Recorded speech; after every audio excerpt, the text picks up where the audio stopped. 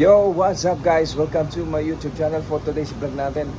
Halika't samahan niyo ako at ipapakita sa atin ni Sir Oliver Simbulan ang kanyang mga ibinebentang manok panabong. Sa halagang 2,000, meron ka ng panlaban. Meron siya ritong sweater, kelso at hats. At meron nga dumating na buyer galing sa Apalit, Pampanga, dumayo kay Sir Oliver na si Sir Mario Bayani from Apalit, Pampanga. Tara guys, samahan niyo ako. Ayun.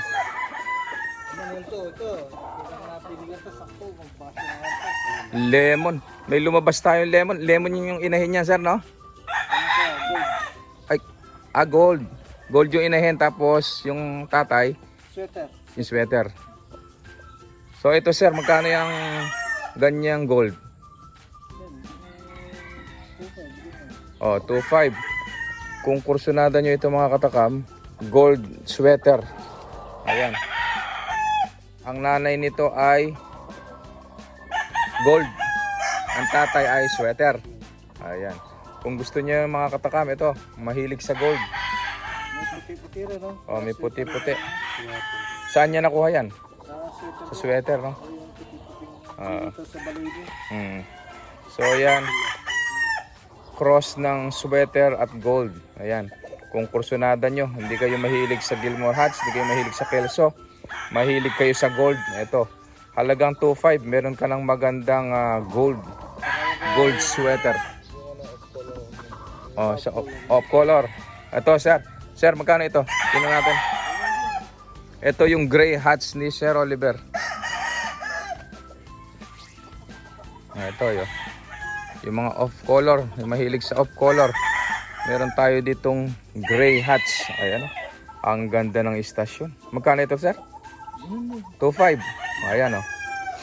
Kung hindi kayo mahilig sa gold, hindi kayo mahilig sa kelso, sa lemon, oh, ito, meron tayong gray hats. Ayan. Yung iba kaya, yan. Mga gray yung gusto nila. Oh, gray hats. Oh, talisain na dark pit, ano? Oh, yung iba. Ito, yung naghahanap ng talisain na green legs. Ito, bihira kasi yung ganitong kulay. Ganitong paa. Meron si Patrick Antonio na pinaradahan nung nakaraan. 24 million, ano? Gray. Napakagaling. Yung sangkap nun, ano siya? May sweater din yung ano nun. May sweater din yung ano, no? Bloodline. Tsaka, Bloodline.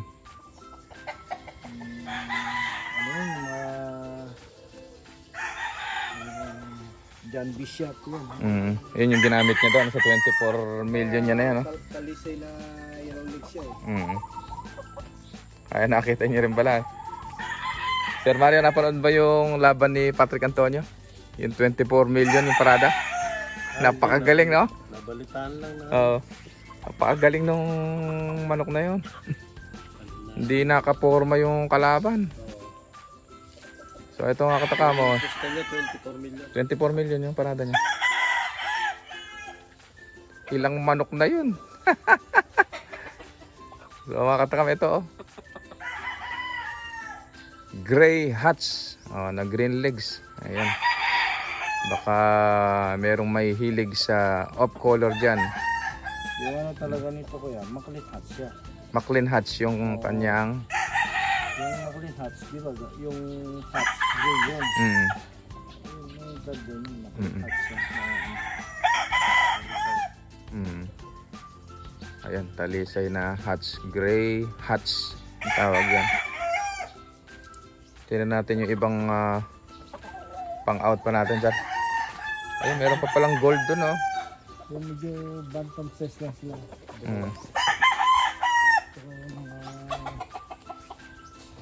Uy, bagsik din to. Kelso. Ito yung anak nung kelso. So ito yung isang gold. Baka hindi nyo kursunada yun. So ay, mga medium size na. Ayan yung medium size. Ito yung mga medyo may bantam na lumitaw. Oo, medyo maliit. Ito. Medium size. Magkano ito, sir? Ganyan din, 2,000. Ito, pag medyo mahaba, 2,000. Oh, 2,000. Itong medium size na gold, 2,000. Yung isang unang napakita natin kanina, yun naman yung tig 225. Yung tigwa 1,000 natin, nabili na ba? Ay, wala na ako. Nabili na?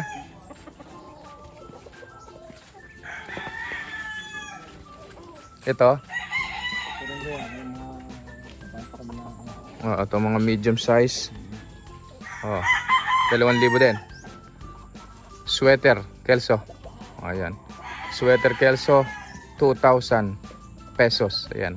Maiuwi nyo na yan. Yan yung kanyang sikat na palahi dito kay Sir Oliver Simbulan. Yung kanyang Kelso saka sweater. Yan, laging nauubos. Kaya kung gusto nyong makahabol pa, wag na kayong mag-atubili pang pumunta o tumawag dito sa numerong ibinigay ko kanina kay Sir Oliver. Numero ni Sir Oliver para kayo ay tumawag. Ipa-reserve nyo na kaagad para hindi na kayo maunahan pa. Dahil iilan na lamang po ang natitirang manok dito. Ito sir, to maganda ito eh. ayun, Magkano yan? 2,000 rin din. O, 2,000. O, yan. Gusto nyo? Kelso yan. Cardinal Kelso. 2,000. O, yan. Napakaganda. Iisa itsura ng manok ni sir. Ayan. So, medyo mabaksik pa. Kaya pala nakabota si Sir Oliver. Meron kasing mga mababagsik. So, ito yung mga straight comb naman na Kelso. Yung ganitong Kelso, sir, magkano ganyan? 2,000 rin. 2,000. So, tumas lang ko tayo, hindi matanda. Oo. So, ito mga katakam. Oh. Budget meal na quality manok. Pagka tinanggal nyo yung palong nito, tingnan nyo, oh. Tanggalin nyo yung palong. Grabe, ganda, liit ng ulo, oh. Quality. Tingnan nyo yung mga muka, napakapupula, oh. Nakakondisyon. Naka-pre-condition na yan. Konting alaga na lang, pwede na ilaban yan. Mga stag. B-complex. Oh, B-complex. Pag stag, B-complex. Para pang bulto ng katawan. Oh, pang buka ng katawan. So ayan. Oh, isang Kelso na naman na straight comb ito, na medium size. Magkano yan, sir? Oh, 2,000 din. Ayan. Kayo na lang ang mamimili ng kursunada nyo. Meron tayong anong tawag sa ganung palong? Yung hindi straight comb? Suarez ba? Picom. Ayun. Meron tayong mga Picom at meron tayong straight comb naman ito. Mga diretso ang palong. Ang sabi ng tatay ko, yun daw mga straight comb na yan. Ewan ko kung totoo. Comment nyo nga dyan kung totoo ang mga katakam. Yung straight comb daw, yan yung malalakas pumalo. Sabi ng tatay ko, ha. Ewan ko sa iba. Pero yun ang sa obserbasyon namin, yun ang nakikita namin. Yung karamihan ng straight comb. Correct me if I'm wrong sa mga veterano na nagmamanok. Tama po ba yung sinabi ng tatay ko na ang straight comb daw po ay yung mga manok na may straight comb ay malalakas pumalo. I-comment nyo nga po dyan kung totoo sa mga matatagal na pong nagmamanok. Ayan, another Cardinal Kelso. Ayan, 2,000 medium size. Ayan, 2,000 pesos. Ayan. Kayo na lamang po ang bahalang mamili. Kasi iisa naman ang itsura niyan. Iisa ang pinagmulan, iisa ang itsura, iisa ang katawan.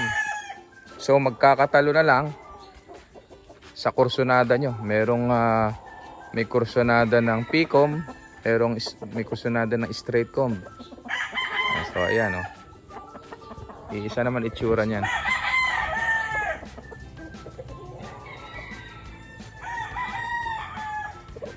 May isang diretso na ito, isa itsura. Magmula doon sa una. Talagang Diniretso mo, Sir Oliver, ha? yung, Magkakamukha, ha? yung ano, Ay, straight comb. Ano yan? Para magandang tingnan. Ito, oh. Ito yung mabagsik, eh. Binanatan si Kuya Dani kanina. Baon. Ayan. Walang muguro kayo, tibo ka kanya. Ayun, maga. Umangaslap ka dyan, pungasin. Ali, aslan ba yung pungasin? Banyisan na yung ligandun. Mm. Kaya, bakas na yun.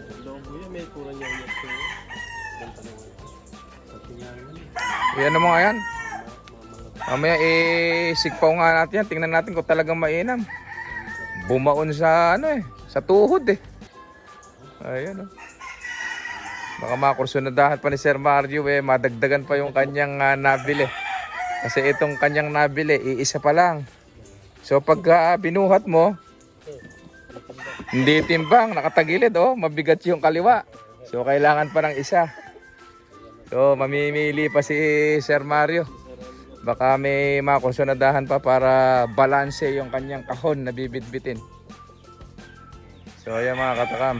Ito yung ating subscriber at buyer na taga-apalit.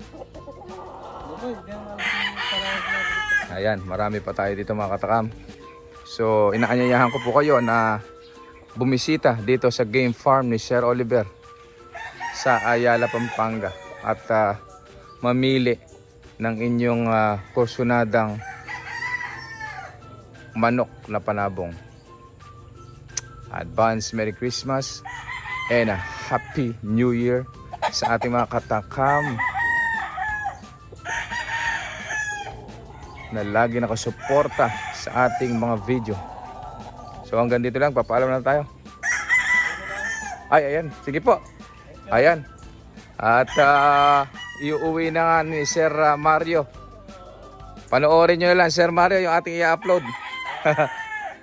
Ayan.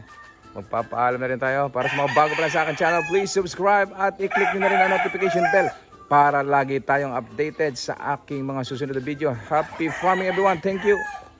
Ayan, iuwi na ni Sir Mario yung kanyang napiling manok.